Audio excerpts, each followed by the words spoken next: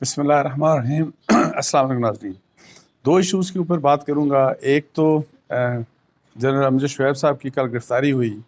اور اس کے اوپر میں بات کرنا چاہوں گا، اور اس کی میری نظر میں کیا وجوہات تھیں، اور یہ ایشو میں ڈسکس کروں گا۔ اور اس سے بھی اہم ایک بہت ہی اہم ڈیولپمنٹ ہو رہی ہے آج کل سپریم کورٹ میں، اور ایک تو ابھی بالکل تازہ تازہ ڈیولپمنٹ ہے، اور اگر آپ ان چیزوں کو دیکھیں تو آپ کو ایک چیز کا اندازہ ہوگا کہ آلدو آپ کو ڈیوائیڈڈ نظر آئے گی، سپریم کورٹ آف پاکستان کی یہ ڈیوائیڈڈ ہے، اور جو کہ ظاہر ہے کوئی اتنی اچھی بات نہیں ہے، لیکن اس کا ایک زبردست پہلو یہ ہے کہ جس قسم کی چیزیں سامنے آ رہی ہیں وہ ایک بہت بڑی اور بہت انقلابی، بلکہ اگر آپ کہیں تبدیلی سپریم کورٹ آف پاکستان میں ہونے جا رہی ہے، اور جو کہ بڑی انکریجنگ ہے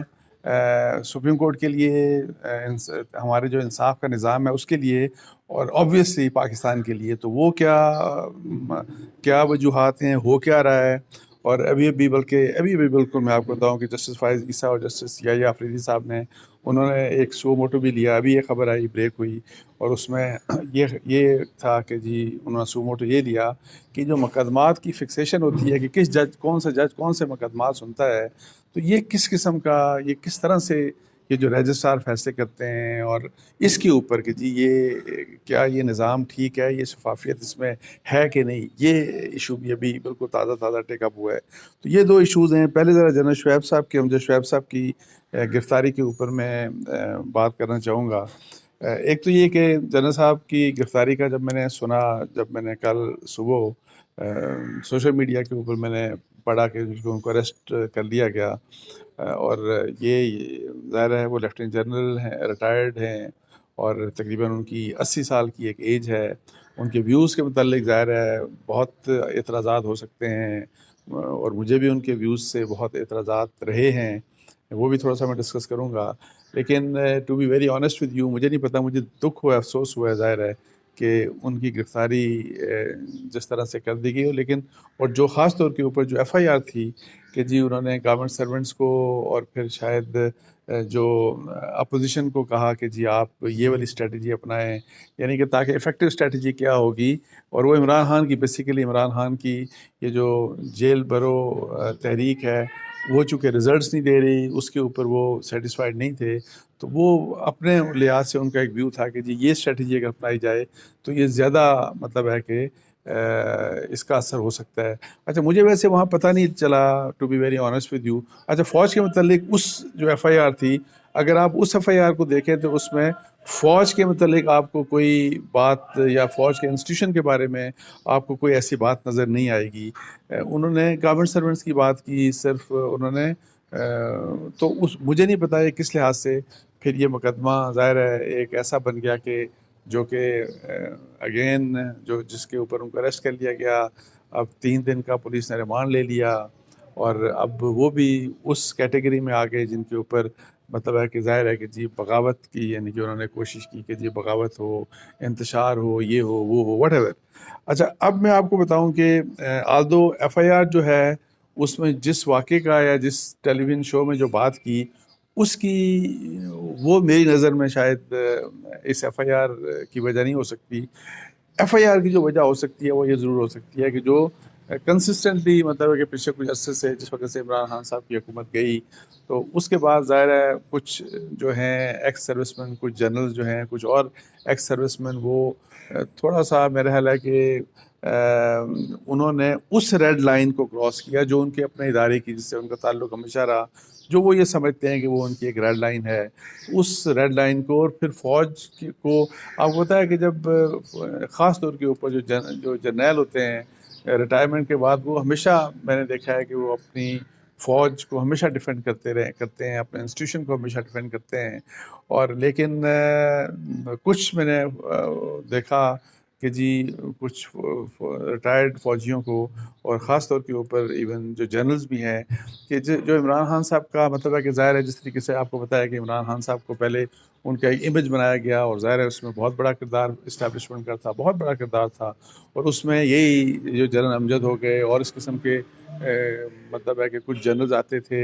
ان کو، اور جو کہ وہ جنرلز تھے جن کو formally I S P R کی طرف سے کہا گیا کہ یہ ہمارے اسپوکس مین ہوں گے، یہ ہمارے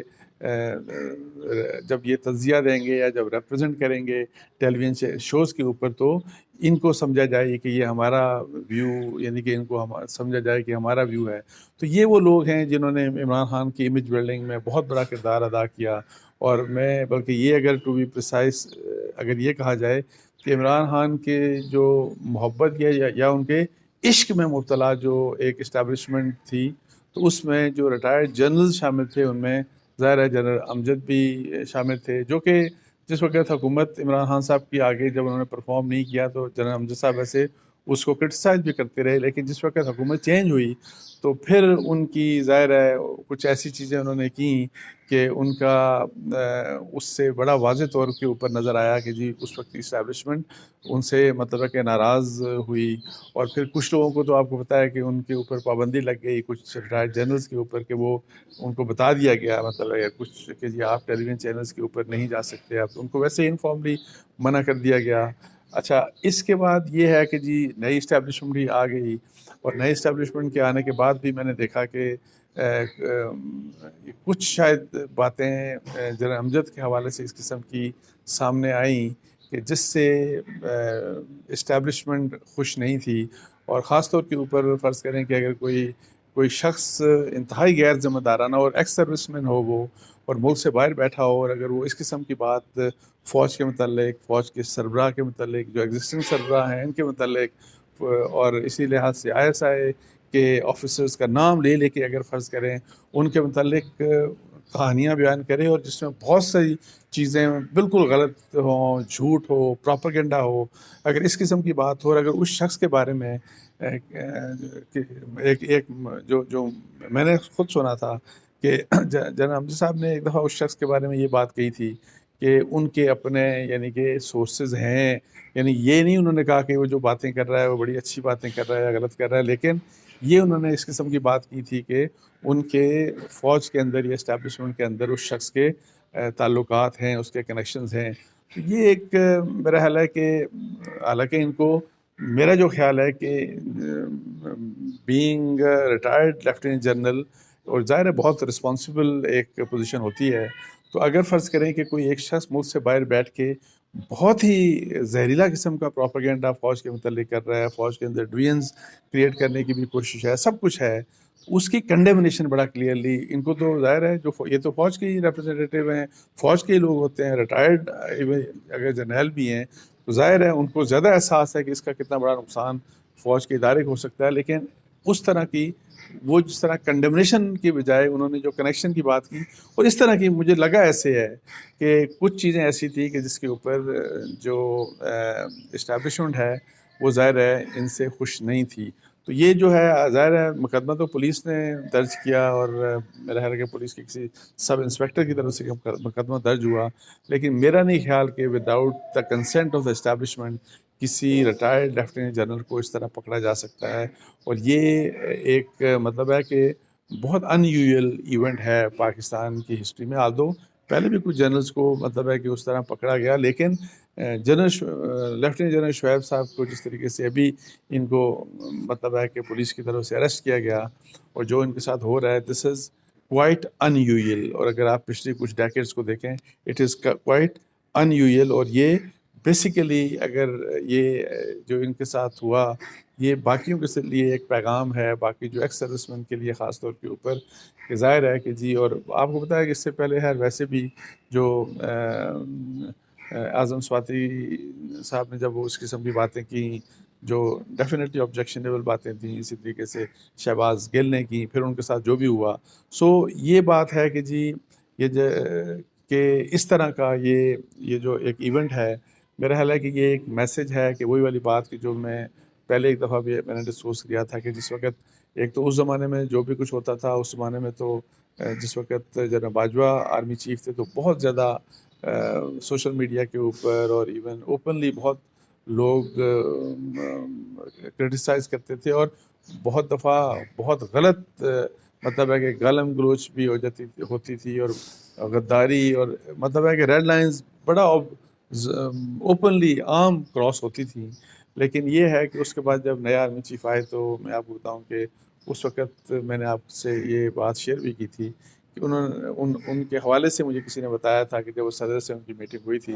تو انہوں نے یہ بات بڑی مطلب ہے کہ کلیئر کی تھی کہ یہ ریڈ لائن نہیں بلکہ ریڈ بیریئر ہے، یعنی کہ فوج کے ادارے کی جو عزت ہے یہ جو ہے اس کی عزت اور اس کی جو رسپیکٹ ہے اس کو پروٹیکٹ کرنا یہ ظاہر ہے اس کے اوپر وہ کوئی کمپرومائز نہیں کریں گے۔ اچھا ایک تو بات یہ ہو گئی، لیکن اینی ہاؤ آپ دیکھتے ہیں کہ یہ کیا ان کے کیس کا کیا بنتا ہے، اور اس کیس میں تو ظاہر ہے مجھے اتنا پتہ ہے کہ یہ زیادہ آگے نہیں چلے گا، اور اس میں ان کی ضمانت شمانت بھی ہو جائے گی، لیکن ایک بات ہے کہ جو ہم بہت دفعہ کہتے ہیں نا کہ فریڈم آف سپیچ کی بات کرتے ہیں، سارا کچھ ہوتا ہے، تو ظاہر ہے فریڈم آف سپیچ آپ صاف نیت کے ساتھ تعمیری تنقید بالکل کرنی چاہیے، اور لیکن ایسا کہیں پہ بھی نظر نہیں آنا چاہیے کہ کسی کے عشق میں یا کسی کی محبت میں ہم اس شخص یا اس ادارے کے عشق یا محبت میں ہم اس کے جو مخالف ہیں ان کے بارے میں ہم انفیئر ہو جائیں، اپنے کرٹیسزم میں ناجائز ہو جائیں، وہاں پہ ہم کچھ ایسی بات کرنا شروع کر دیں کہ جو کہ دوسروں کے لیے ظاہر ہے جو خطرناک ہوں۔ تو یہ انصاف یعنی کہ اس لحاظ سے ضرور فیئر کرٹیسزم ہونا چاہیے،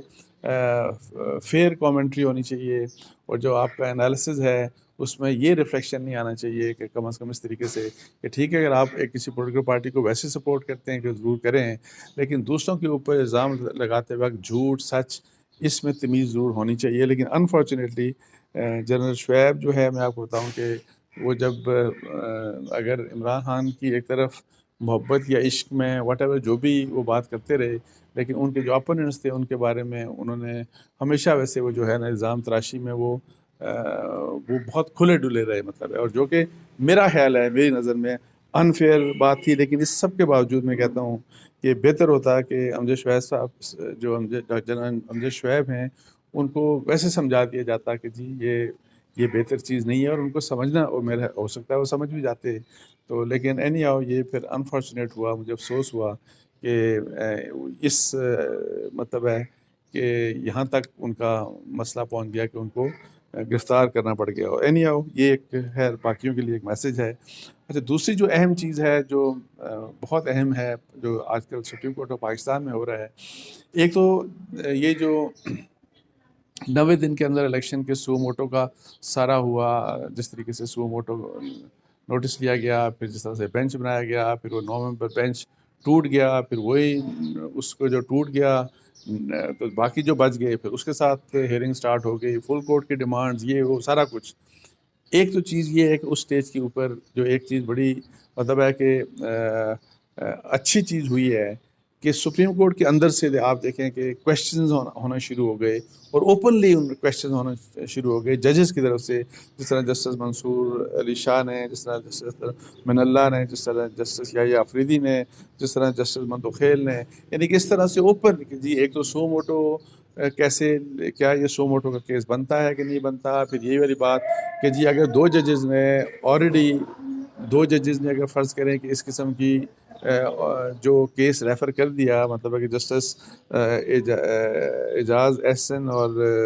جسٹس مظاہر نقوی جب انہوں نے ایک اور کیس سنتے ہوئے جس کا کوئی تعلق 90 دن کے اندر الیکشنز کا نہیں تھا، جب انہوں نے یہ کیس ریفر کر دیا تو ان کو کیوں آپ نے شامل کر دیا اس 9 ممبر بینچ میں؟ سو یہ ساری وہ چیزیں ہیں جو سپریم کورٹ کے ججز نے خود اوپن کر دیں، جنہوں نے خود لکھ کے دے دیں، کوئی ایسا نہیں تھا کہ بند دروازے میں کلوز ڈور میٹنگ کے اندر یہ ڈسکشن ہوئی، انہوں نے یہ سب کے سامنے یہ بات کر دی۔ مقصد یہ تھا کہ جی سو موٹو نوٹس اگر لینا ہے تو اس کے کوئی میرٹس ہونے چاہیے، اس ڈوز اور ڈونٹس کوئی مطلب ہے کہ ایک طریقہ کار ہونا چاہیے۔ تو یہ اس لحاظ سے بہت ایک انکریجنگ بات ہے، اور اسی لحاظ سے کہ بینچز کیسے بنائے جاتے ہیں، ظاہر ہے وہ آپ کو بتایا کہ بینچ وہ جو چیف جسٹس ہیں ان کی ایک اتھارٹی ہوتی ہے، تو یہ جو سب ججز کا جو ایک ریئیکشن آیا تو اس سے میرا خیال ہے کہ ابھی یہ بحث اور زور پکڑے گی، اور انشاءاللہ ابھی نہیں تو نیئر فیوچر میں، اور کم از کم جس وقت جسٹس فائز عیسیٰ چیف جسٹس بن جائیں گے تو مجھے امید ہے کہ کچھ چیزیں ریگولیٹ ہوں گی، جس طرح سو موٹو نوٹس لینے کا یہ ہے کہ جی کیا طریقہ کار ہونا چاہیے، اور پھر بینچز کیسے بننے چاہیے، بیکاز یہ ایک بہت بڑی دیکھیں اعتراض سارے کرتے ہیں کہ جسٹس بندیال جب سے چیف جسٹس بنے تو کوئی اہم کیس آپ دیکھیں کہ ان کے بعد اگر سینئر موسٹ جج ہیں کوئی تو جسٹس عیسیٰ ہیں، ان کے پاس کوئی امپورٹنٹ کیس ہی نہیں جانے دیتے، ان کو کسی اہم بینچ میں شامل ہی نہیں کیا جاتا، ان کو یہ جو 9 ممبر بینچ بنا تھا اس میں بھی شامل نہیں کیا گیا تھا. تو یہ ایک بڑی ایسی بات ہے کہ جو امید ہے کہ اس سارے ڈسکشن سے ایک ریگولیٹ ہوگی، کیونکہ ایسا نہیں ہو سکتا کہ سپریم کورٹ کے اندر جو ہے نا جو جس طریقے سے انصاف اور شفافیت ہونی چاہیے وہ آپ کو وہاں پہ نظر نہ آئے. اچھا، اس کے ساتھ جو امپورٹنٹ ایک اور بات آپ کو بتا دوں جو ابھی میں نے بتایا جیسے کہ جو واقعہ ہوا وہ یہ کہ ایک کیس کو سن رہے تھے 2 ممبر بینچ تھا، جسٹس فائز عیسیٰ صاحب اور جسٹس یحییٰ آفریدی صاحب. تو یہ وہ کیس ایک سن رہے تھے تو اس دوران انہوں نے یہ کویشچن ریز ہوا کہ مقدمات کیسے فکس ہوتے ہیں، اور ظاہر ہے رجسٹرار مقدمات کہ جی یہ مقدمہ ان جج صاحب کے سامنے فکس ہوگا، یہ ان کے سامنے فکس ہوگا. اچھا، اس طرح انہوں نے اس کا نوٹس لے لیا کہ یہ اس میں شفافیت نہیں ہے، یہ کس طرح ہو سکتا ہے. انہوں نے کہا کہ جی لگتا تو ایسے ہے کہ جو رجسٹرار ہیں وہ جو ہیں وہ جج صاحب سے مطلب ہے کہ جج سے زیادہ پاورفل ہیں. انہوں نے یہ کہا اور میری جیسے جج سے زیادہ پاورفل ہیں کہ کیا پالیسی ہے مجھے بتائیں فکس کرنے کی. تو اس وقت تک ابھی تک چونکہ دوبارہ اس کیس کی ابھی ہیئرنگ ہوگی تو کوئی کسی قسم کا کوئی جواب رجسٹرار کے پاس نہیں تھا. انہوں نے یہ کہا کہ جی جیسے مجھے کہا جاتا ہے تو کون کہتا ہے، لیکن جنرلی میں آپ کو بتاؤں پہلے مجھے نہیں پتا ابھی بھی شاید وہی ہوگا، جو فکسیشن ہوتی ہے کہ کس جج کے سامنے کون سا کیس ہوگا، آلدو اپیرنٹلی رجسٹرار کا یہ کام ہے، لیکن میرا خیال ہے کہ یہ چیف جسٹس کی کنسلٹیشن کے بعد وہ چیف جسٹس سے کنسلٹ کر کے کم از کم اہم جو کیسز ہوتے ہیں تمام ان کو جب فکس کرنے کا ہوتا ہے تو وہ چیف جسٹس سے کنسلٹ کر کے کہ یہ فکس کرتے ہیں کہ کس جج کے پاس کون سا کیس جائے گا. سو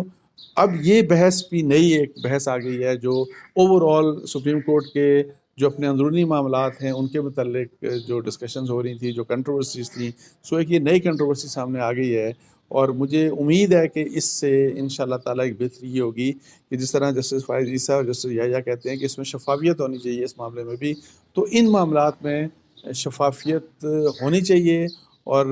ظاہر ہے یہ ججز نے اب خود بھی کہنا شروع کر دیا ہے، اب میڈیا بھی یہ بات کرے گا، لیگل فریٹرنٹی بھی یہی کہہ رہی ہے، اور سیاستدان بھی ظاہر ہے جس کا ظاہر ہے ان کا ہے اپنا اپنا ایک کسی کا ایک انٹرسٹ ہوتا ہے، ایک وقت میں کوئی تعریف کر رہا ہوتا ہے